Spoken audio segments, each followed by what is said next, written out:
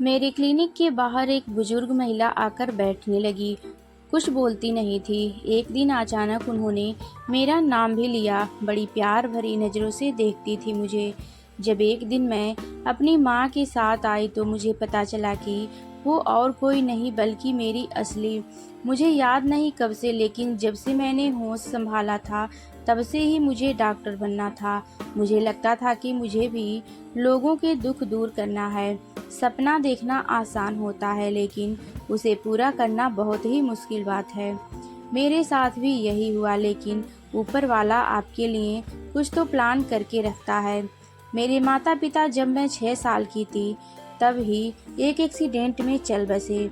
उनके अलावा मेरा इस दुनिया में कोई नहीं था। मुझे याद है पड़ोस की मौसी ने कुछ दिन मेरा ख्याल रखा, मुझे खिलाया, मुझे उस समय संभाला। वो शायद मुझे हमेशा अपने साथ रखती, लेकिन फिर जैसा कि मैंने कहा, ऊपर वाले ने शायद मेरे लिए कुछ और प्लानिंग कर रखी थी। मेरे पिता के दोस्त डॉक्टर थे। वो हमारे घर आया भी करते थे। जैसे ही उन्हें मेरे पिता और माता के बारे में पता चला, वो आए और उन्होंने मुझे गोद लेना चाहा। उनकी कोई संतान नहीं थी। बस फिर उसी दिन से वो मेरे पिता और माँ बन गए। मैं अपने आप को खुशकिस्मत मानती हूँ कि मुझे वो मिल गए, लेकिन इसमें उनकी मर्जी थी। एक दरवाज़ा जहाँ बंद होता है, वहीं दूसरा दरवाज़ा अपने आप वो खोल देता है। पिताजी डॉक्टर थे और मुझे भी डॉक्टर बनना था। पढ़ाई लिखाई अच्छे से हुई और भगवान और माता पिता के आशीर्वाद और मेरी मेहनत की बदौलत आखिरकार मेरा सपना सच हो गया। पढ़ाई पूरी करने के बाद पिताजी के क्लिनिक में इनके साथ मैंने प्रैक्टिस की और फिर वहीं उनकी थोड़ी ही दूरी पर उनके सहयोग से मैंने अपना एक छोटा सा क्लिनिक भी खोल दिया। कई लोग आते क्लिनिक पर और मैं उनके इलाज करके खुश होती, लेकिन पिछले कुछ दिनों से मेरी क्लिनिक के बाहर एक बुजुर्ग महिला आती है। शुरुआत में वो आती थी, बाहर से ही मुझे देखती थी और चली जाती थी। मेरे क्लिनिक के सामने ही उन्होंने अपना डेरा डाल लिया। महिला बुजुर्ग थी, अच्छे से बोल भी नहीं पा रही थी। मैंने इस कारण उन्हें कुछ नहीं कहा। मैंने कोशिश की उनसे बात करने की और उन्हें बेहतर जगह ले जाने की, लेकिन वो नहीं मानती थी। एक दिन मैं शॉक रह गई जब उन्होंने मुझे मालू कहकर बुलाया। इस नाम से मुझे मेरे पिता और माँ ही बुलाते थे। किसी को शायद ही यह नाम पता था। मेरा पूरा नाम मालती जरूर क्लिनिक के बाहर लिखा था, लेकिन यह नाम उन्हें कैसे पता? कुछ 1 या 2 महीने सोचा, फिर मैंने बात को टाल दिया, यह सोचकर कि शायद उनके मुंह से निकल गया होगा। वो कैसी ही कई बातें बड़बड़ाती रहती थी। मेरे आते और जाते समय वो बड़ी प्यार भरी नज़रों से मुझे देखती थी, लेकिन जैसे ही कभी मैं उनके पास जाती, वो नज़रें चुराकर दूर होने लगती। इसलिए फिर मैंने उनके पास जाना छोड़ दिया। करीब 1 महीना हो गया था उनको मेरे क्लिनिक के आसपास इस बारे में मैंने माँ को बताया था। एक दिन माँ को कुछ काम था और उनका मेरे क्लिनिक आना हुआ।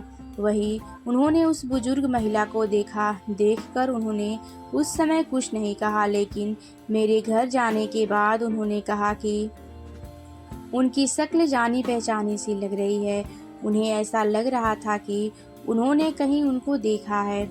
करीब 15 दिन बाद एक दिन मेरे घर जाने पर माँ मुझे कहती हैं कि उन्हें पता चल गया है कि वो कौन है, लेकिन अभी पूरी बात नहीं बता सकती। मैंने कहा, कौन है? आप उन्हें जानती हैं क्या? वो मेरा नाम भी जानती हैं। उन्होंने मुझे मालू कहकर बुलाया था। कौन है वो? माँ ने कहा कि अभी नहीं, पर बहुत जल्द मैं तुझे बता दूंगी कि वो कौन है। अब मेरे मन में भी विचार आने लगे कि वो कौन है, आखिर इस हालत में कैसे आ गई। अगली सुबह हमारे घर पर मौसी आ गई। मौसी को माँ ने बुलाया था। आते ही मौसी ने उनसे मिलने को कहा। अभी तक मेरे समझ नहीं आ रहा था कि यह क्या हो रहा है। हम तीनों क्लिनिक गए। मौसी ने देखा और माँ को कहा कि हाँ, यह वही है। दोनों उनके पास गए। उनको आता देख वो दूर जाने लगी, लेकिन मौसी ने उन्हें उनके नाम से बुलाया, बिमला। विमला बहन रुको, अपना नाम शायद उन्होंने बहुत दिनों के बाद सुना होगा। मौसी ने उनका हाथ पकड़ा। वो फपक फपक कर रोने लगी। मौसी के कहने पर पहली बार वो क्लिनिक में आई। अंदर बैठी, पहले से अच्छी लग रही थी, बात भी कर रही थी, रोते भी जा रही थी, लेकिन मुझे अभी तक समझ नहीं आया कि आखिर वो महिला है कौन, जिसे मेरी माँ और बचपन की मेरी पड़ोस वाली मौसी जानती हैं।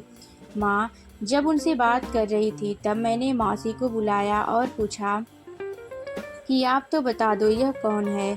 मौसी ने बोला तुझे याद नहीं, शायद नहीं होगा, छोटी थी तू उस समय, बचपन में देखा था, उसके बाद कहाँ देखा तूने। यह तेरी मामी है, याद है जब तेरे माँ बाप गुजर गए थे तब आस पड़ोस मोहल्ले वालों ने कहा था कि तुझे किसी रिश्तेदार के यहाँ छोड़ दूँ।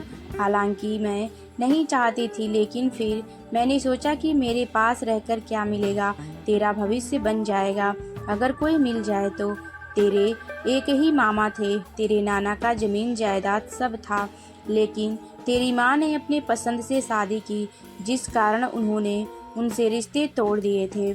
जब मैं तुझे लेकर उनके पास गई तो तेरे मामा तो तुझे देखकर पिघल गए थे, लेकिन तेरी मामी ने साफ मना कर दिया कि हमारा इससे कोई रिश्ता नहीं है।